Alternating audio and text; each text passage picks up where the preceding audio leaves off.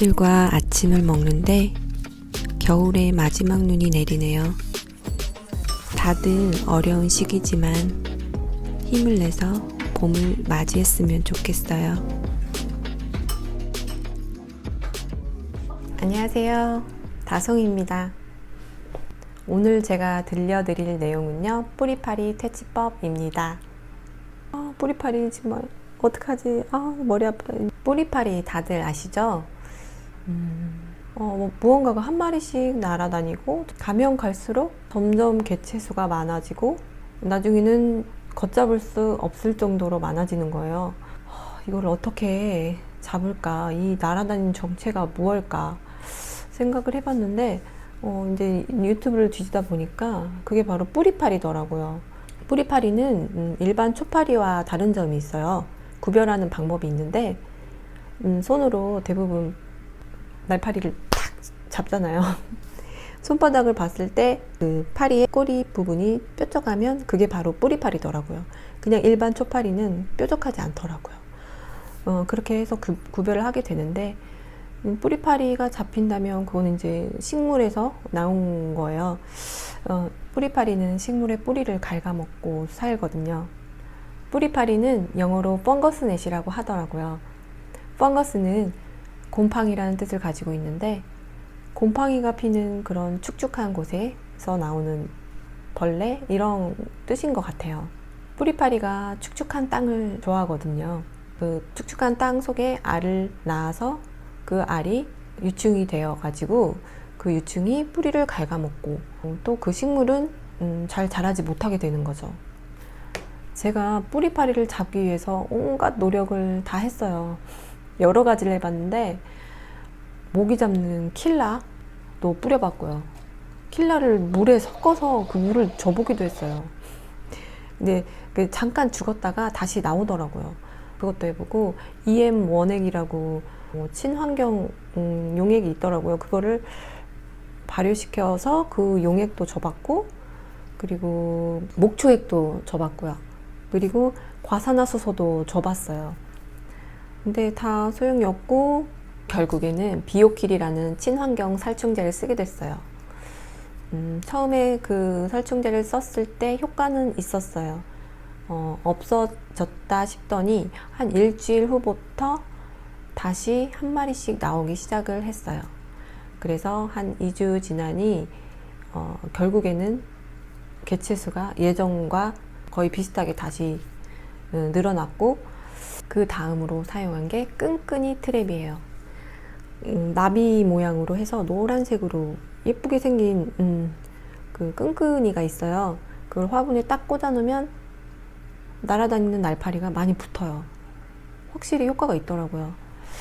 지금도 사용은 하고 있어요. 하지만 그 땅속에 있는 아이들을 잡아줄 수 없기 때문에 또 다른 무언가가 필요하겠다 생각을 하고 다른 걸 또 찾아봤죠. 그리고 최근에 사용했던 것 중에 비카드라는 농약이 있어요. 얘는 효과는 있긴 있어요. 한번 비카드 용액을 뿌리고 나면 뿌리파리가 없어지더라고요. 근데 농약은 농약이잖아요. 왠지 몸에 안 좋을 것 같고 좀 겁이 나더라고요. 농약은 아무래도. 그리고 최종적으로 얘를 조금 멀리 하게 된 계기가 있는데 저희 아이들이 곤충을 되게 좋아해요. 사슴벌레, 장수풍뎅이 이런 것들을 집에서 열 몇 마리 키우거든요. 근데 걔네들이 가끔 탈출을 해요. 근데 본능적으로 흙을 찾아서 간단 말이에요. 어느 순간 보면 화분 위에 올라가 있어요. 근데 곤충이 막 경련을 일으키고 있는 거예요. 부르부르 떨고 도대체 왜 그럴까 생각을 하다가 그 화분에 농약을 줬던 거예요.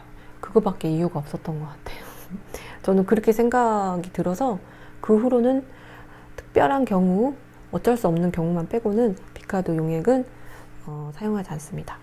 그리고 외부에서 화분이나 흙을 들여왔을 경우, 새로 식물을 들여왔을 경우 분갈이를 새로운 흙으로 하지 못하고 그 흙으로 써야 될 경우, 그럴 경우에는 비카드로 살균을 하고 그 흙을 사용을 해요.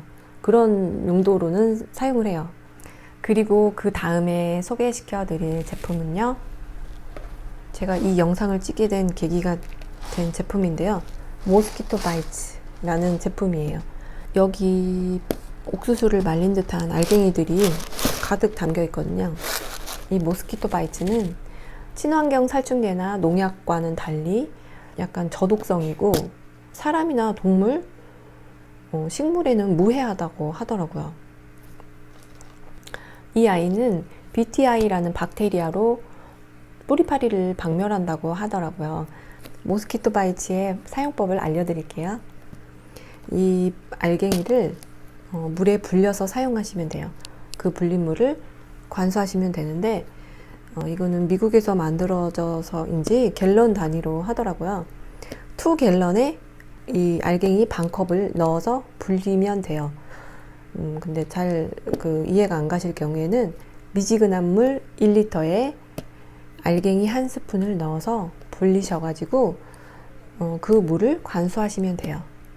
사람들이 여러 가지 방법으로 이 모스키토 바이츠를 사용을 하는데 첫 번째 방법으로는 이 화분을 식재를 할 때 이 알갱이를 직접 섞어서 식재하는 방법이 있고요. 두 번째 방법으로는 식재된 화분에 이 알갱이를 조금씩 뿌려서 해주는 방법이 있어요. 거기에 이제 물을 관수하게 되면 그 물이 스며서 땅 속으로 이렇게 들어가겠죠. 그래서 이 속에 유충을 죽이게 되겠어요. 그리고 그 다음 방법으로는 이제 아까 말씀드린 대로 물에다가 불려서 그 물로 관수를 하는 방법. 여러 가지 방법이 있는데, 그리고 이 모스키토 바이츠는 사람이나 동물, 식물에는 안전하다고 해요. 여기에 써있기를 워터가든, 플라워팟, 버드 베스 그런 물에도 이렇게 뿌려도 된다고.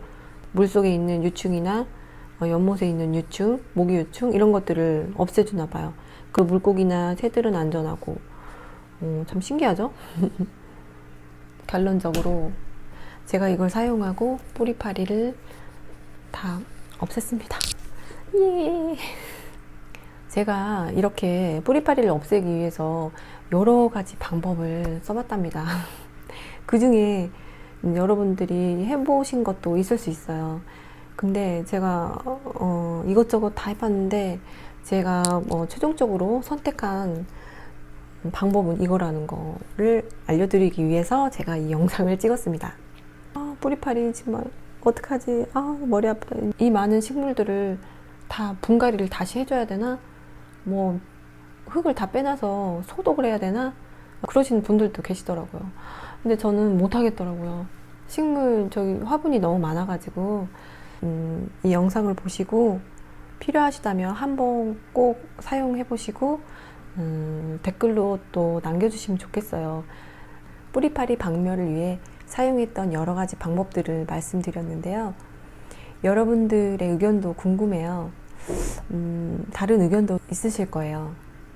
여러분들도 만약에 집안에 뿌리파리가 기승을 부리신다면 이런 방법들로 꼭 뿌리파리 박멸을 성공하셨으면 좋겠습니다.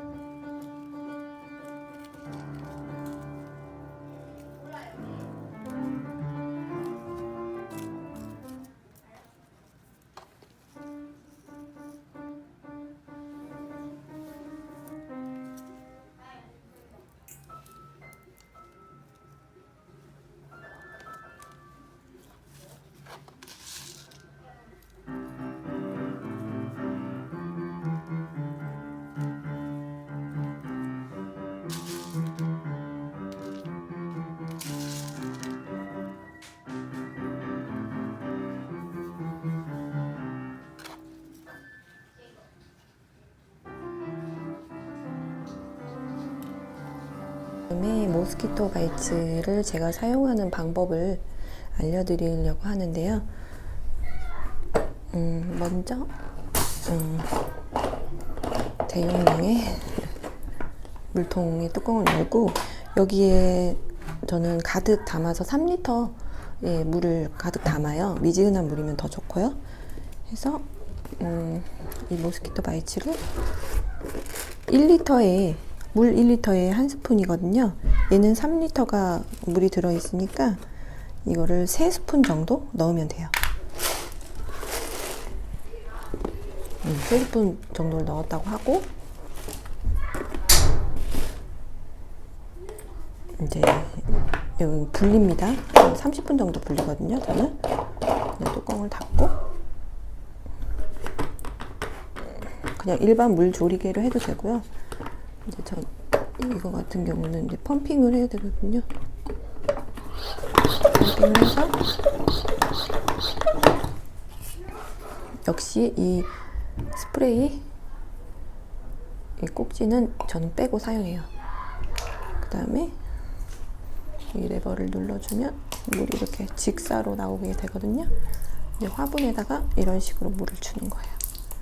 그리고 밑에 물구멍으로 물이 나올 정도로 충분히 주시면 그 모스키토 바이츠를 우린 물이 작용을 해서 뿌리파리의 알이라던가 유충을 서서히 죽이게 되는 것 같아요. 저는 이런 방법으로 정말 뿌리파리가 지금은 한 마리도 보이지 않아요.